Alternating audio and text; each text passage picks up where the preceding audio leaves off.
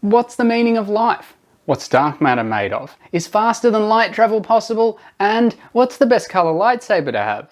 They're some of the most important questions we could ever ask, and today I'm going to be answering one of them. The lightsaber one.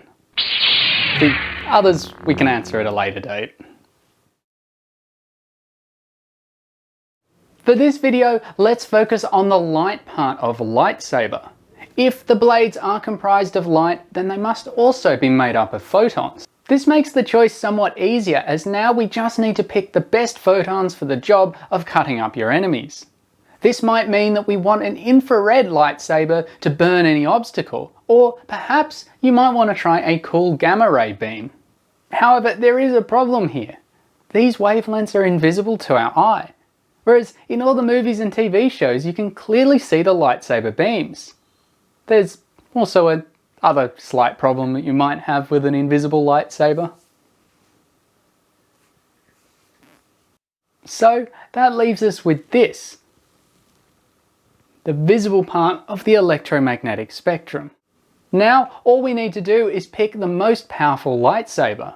And to do this, we're going to be using an important part of physics, and that is that every photon has an associated energy given by E equals hf. This gives you the energy of a photon for a given frequency, and h is Planck's constant.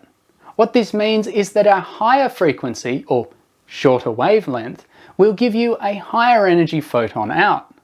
That means that the photons coming off the screen that you're watching this video from are actually more powerful than the 5G that may have transmitted the video to your device in the first place. For your lightsaber, that means you want to pick one at the violet end of the electromagnetic spectrum.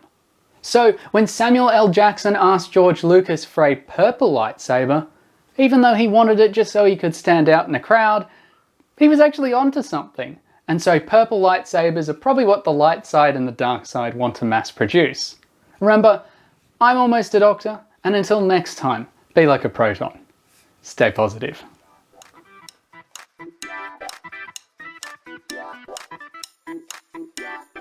Sorry, a second.